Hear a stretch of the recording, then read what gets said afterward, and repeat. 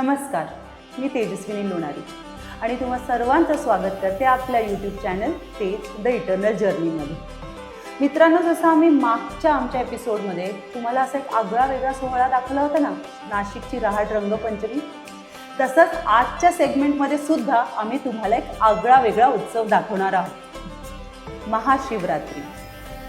महाराष्ट्राला भक्ती, मुक्ती आणि शक्तीची धरणी म्हणून ओळखलं जातं. इथले सण आणि उत्सव हे नेहमीच एकीची साक्षी देतात. आपण जो उत्सव बघणार आहोत ना आपल्या सेगमेंटमध्ये, तो म्हणजे भगवान शिव आणि माता पार्वतीचा विवाह उत्सव म्हणून ओळखला जातो.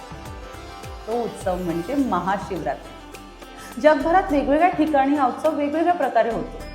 तर आज आपण जाणून घेणार आहोत मुंबई येथील बाणगंगा परिसरातील जबरेश्वर मंदिराच्या महाशिवरात्रीबद्दल.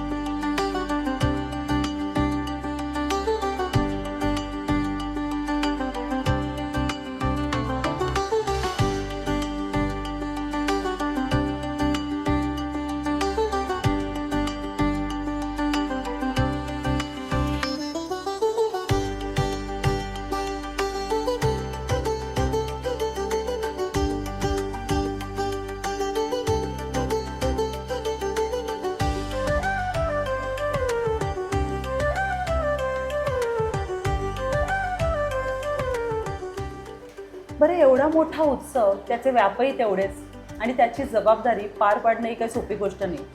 तर आपण कल्पेश कोकाटे यांच्याकडनं जाणून घेऊयात की एवढ्या मोठ्या उत्सवाची जबाबदारी ते कसे पार पाडतात. Kalpesh, welcome to our channel. Jabreshwar मंदिर हे मला असं वाटतं तू जगतोस, हे तुझं आयुष्य आहे. म्हणजे मला हे अगदी सांगायला आवडेल ही गोष्ट की कल्पेश, गेले कित्येक वर्ष मी तुला ओळखते, पण जबरेश्वर मंदिरात सोमवारी खूप सुंदर आरती होते जी तुम्ही लोक करता, त्याबद्दल आम्हाला जाणूनच घ्यायचं आहे. तर त्या आरतीबद्दलही सांग आणि मग तुम्ही महाशिवरात्री हा उत्सव साजरा करायचा कसा ठरवलं तेही सांग. सर्वप्रथम आम्ही जी ही जबरेश्वर महादेवांची आरती ही आम्ही लॉकडाऊनच्या काळामध्ये सुरू केलेली. काय झालेलं की ऑलमोस्ट 6 महिने झाले, लोकांना जॉब नाही, सगळं म्हणजे कॉलेजेस सगळे म्हणजे बोलतात ना, सगळ्यांना ऑफिस बंद होतं. तर आम्ही पण घरात बसून बसून सगळे कंटाळलेलो आणि म्हणजे तो वातावरण एकदम हे होतं. म्हणजे तुम्हाला पण माहिती आहे कोविडचा काळ कसा होता. तर त्या दरम्यान माझा एक मित्र, त्यांनी मला जस्ट एक हे पुटअप केलं की मला महादेवांचं दर्शन करायचं, आपलं बाबुलनाथ मंदिर कधी उघडतं. मी त्याला म्हटलं की बाबुलनाथ मंदिर तर माहीत नाही, पण तुला अगर दर्शन करायचं असेल तर ये, आमच्याकडे एक शिव मंदिर आहे जे प्राचीन शिवकालीमध्ये 250 वर्ष जुनं मंदिर आहे जबरेश्वर मंदिर, तर तू ये, तुला दर्शन करतो. तो आला तिकडे, त्यांनी दर्शन केलं आणि मी जस्ट त्याला एक असंच फक्त एक शब्द हे विचारलं की आपण आरती करूया का दर सोमवारी, आणि विश्वास आपल्याकडे काय आता काय हे नाही. तर तसं आम्ही ही जबरेश्वरची आरती सुरू केली आणि आम्ही एक 7-8 लोकांमध्ये आरती सुरू केली. आणि आज आमचा जो जबरेश्वर महादेव आरती परिवारचा ग्रुप आहे, we are more than 1000 people, म्हणजे 1000हून अधिक लोकांचा आमचा ग्रुप आहे, हार्डकोर ग्रुप आहे. म्हणजे आमचा व्हॉट्सअप ग्रुप आणि इंस्टाग्राम वरती पण आमचे काय 12-13 हजार फॉलोअर्स आहेत जबरेश्वर महादेव. सगळे young generation all over Mumbai, out of Mumbai लोक येतात आरतीसाठी आणि इट्स अ डिफरंट वाईब, म्हणजे एक पॉझिटिव्ह एन्व्हायरमेंट आम्ही क्रिएट केलंय. तर महाशिवरात्री हा जो महोत्सव आहे जो आम्ही सुरू केला, जबरेश्वर महाशिवरात्री महोत्सव, मुळात अगर तुम्ही बघाल मुंबईमध्ये महाशिवरात्री महोत्सव असा कुठे एवढा ह्याच्यावरती सेलिब्रेट नाही केलं.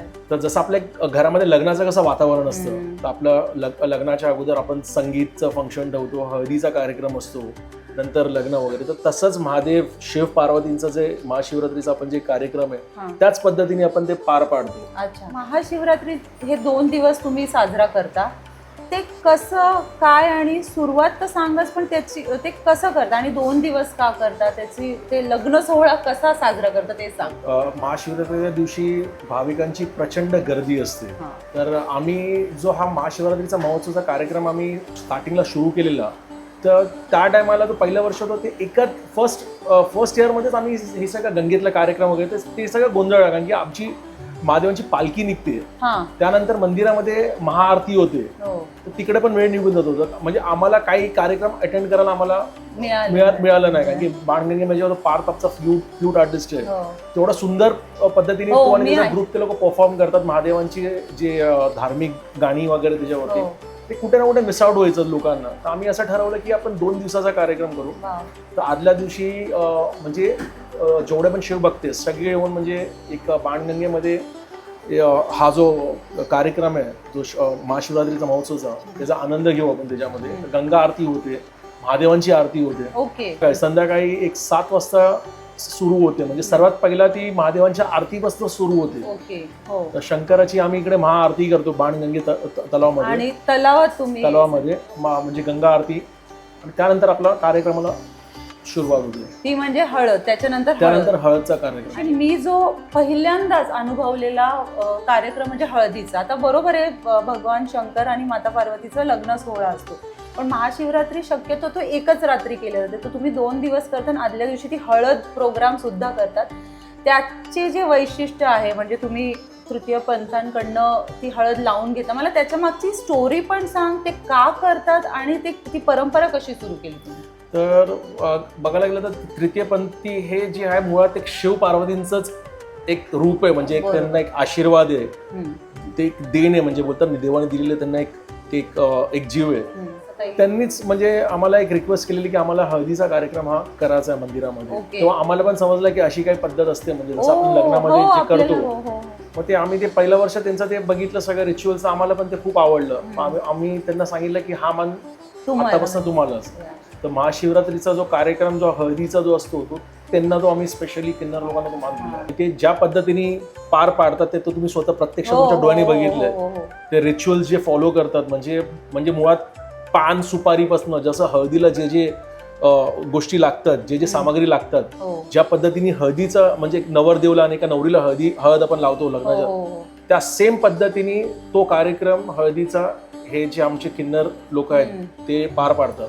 आणि जेवढं मला माहितीये की ती हळद तिथून तुम्ही काली माताला घेऊन जातो. तो डिस्टन्स जवळपास ती एका प्रकारे ती वरातच असते अशी. म्हणजे ते प्रॉपर एक हलगी वगैरे वाजत गाजत ते डोक्यावरती ज्योत घेऊन जातात. ते एक चांगल्या पद्धतीने एक चांगलं पॉझिटिव्ह एन्व्हायरमेंट क्रिएट होतं, एक चांगली पॉझिटिव्ह वाईब्स आहेत. आम्हाला पण काहीतरी नवीन बघायला. आणि देवीला हळद लावून ती हळद पुन्हा मंदिरामध्ये मस्त. आणि मग रात्रभर तो सोहळा चालतो तुमचा. दुसऱ्या जसं ते हळदीचा कार्यक्रम चालू झाला, मंदिर रात्रभर उघडं असतं, लोक लांबून दर्शनासाठी येतात.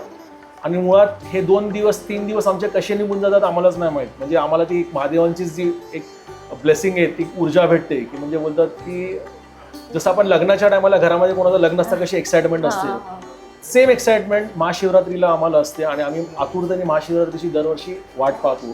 पण मग दुसऱ्या दिवशी पण सकाळपासून प्रोग्राम असतो की? सकाळपासून मंदिरामध्ये अभिषेक होतो महादेवांचा, लोक दर्शनासाठी येतात. जल अभिषेक होतो, पंचामृतचा अभिषेक होतो, आणि नंतर दुपारी श्रृंगार करायला घेतात. आणि संध्याकाळी 5 वाजता महादेवांची भव्य पालखी निघते, जी अख्ख्या बाणगंगा परिसरामध्ये त्याची परिक्रमा होते. आणि पालखी पण महाकाली मंदिरामध्ये सुद्धा घेऊन जातो. आणि तिकडनं ती ज्योत असते, ज्योत म्हणजे एक देवीचा स्वरूप असतो, ती घेऊन आम्ही पालखी सोबत पुन्हा मंदिरात येतो.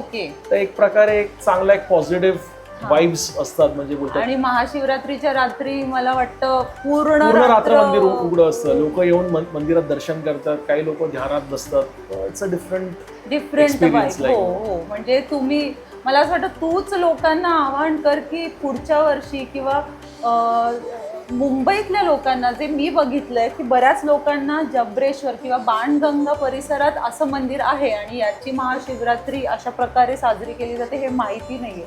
तर मला असं वाटतं प्रत्येकाने यावं, यंगर जनरेशनने यावं, तो सोहळा साजरा करावा. आणि तुला काय वाटतं, म्हणजे तुमच्याच ग्रुपमध्ये कितीतरी यंग मुली आहेत मी बघितल्या, जे खूप आनंदाने साजरा करतात. मुळात हा महाशिवरात्री महोत्सव सुरू करण्याचा मेन उद्देश आमचा हेच होता की लोकांपर्यंत ही गोष्ट पोहोचणं गरजेचे होती की बाणगंगा परिसर हे मुळात एक तीर्थक्षेत्र आहे. इकडे 7 शिव मंदिर आहेत जे मुंबईत राहणाऱ्या लोकांना माहीत नाही. फक्त लोकांच्या डोक्यामध्ये काही शिवमंदिर आहेत, म्हणजे तिकडे तुम्ही जाऊन दर्शनासाठी 4-4, 5-5 तास रांगेमध्ये उभे राहतात. तर बाणगंगा परिसरामध्ये इकडे एवढे सुंदर शिवमंदिर आहेत, प्राचीन शिवमंदिर आहेत, तुम्हाला चांगल्यापैकी दर्शन भेटेल. तुम्हाला म्हणजे तुमचा वेळ कसा निघून जाईल तुम्हाला माहित नाही पडणार.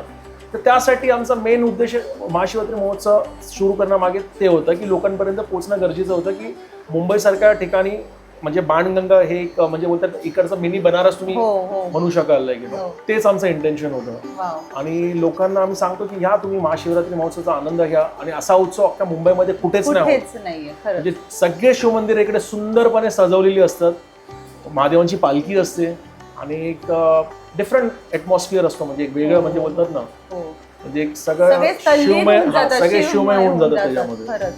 खरंच मी सुद्धा अनुभवला आहे. आणि थँक्स टू यू, तुझ्यामुळे मला असं वाटतं जबरेश्वर मंदिराच्या सहवासात मी आले आणि गेली 6 वर्ष मी सुद्धा अनुभवते.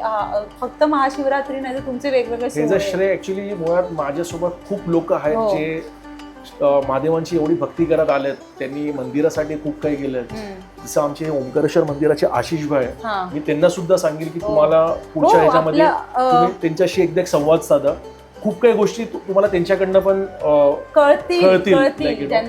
आणि आज त्यांच्यामुळेच आज आम्हाला ह्या मंदिरामध्ये पण म्हणजे आम्ही येऊन इकडे महादेवांची इकडे भक्ती करतो. आम्ही म्हणजे त्यांच्याप्रती एक प्रेम आहे जे आम्हाला त्यांची ब्लेसिंग्स आहेत.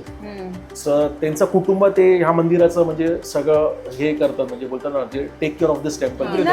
आपलं इतक्या भक्तीत ते तल्लीन होऊन आपल्या आयुष्यातला बराच मोठा भाग त्यांनी वाहून दिलेला आहे. आणि ते मला वाळकेश्वर, तू म्हणाल तसं वाळुकेश्वर या परिसरात खूप अनुभवायला मिळालेला आहे. सो नक्कीच मला जर म्हणजे आपल्या प्रेक्षकांना आवडलं तर आपण पुढे संपूर्ण म्हणजे ओंकारेश्वर मंदिर, आशिषजी, वाळुकेश्वरचा पूर्ण परिसराचा आपण लोकांपर्यंत अजून ती संस्कृती पोहोचवण्याचा प्रयत्न तर नक्कीच करूयात. आणि त्यात तू आमची मदत कर. तेजस्विनी लोणारेंचा पण खूप खूप धन्यवाद की तुम्ही म्हणजे तुमच्या चॅनलच्या माध्यमातून जी आपली संस्कृती आहे, जे महादेवांचं आम्ही जे एवढं करतोय तुम्ही लोकांपर्यंत पोहोचवतात आहे, तर तुमचे पण आम्ही मनपूर्वक आभार व्यक्त करतो.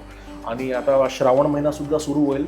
श्रावणामध्ये सुद्धा तुम्हाला खूप सारे शिवभक्तांना तुम्हाला भेटायची संधी मिळेल.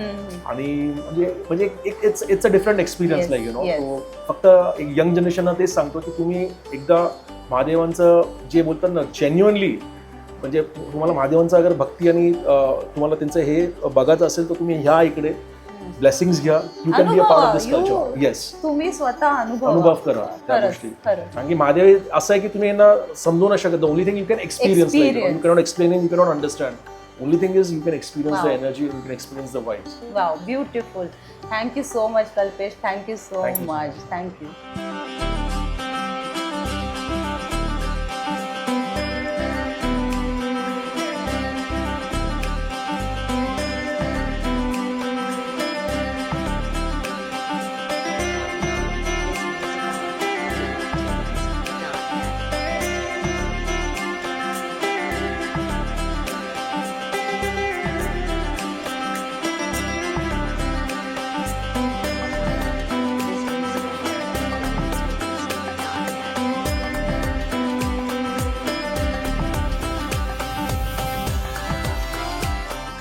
तर हा होता आजचा आपला बाणगंगा परिसरातील जबरेश्वर आणि ओंकारेश्वर या मंदिराचा महाशिवरात्री महोत्सव.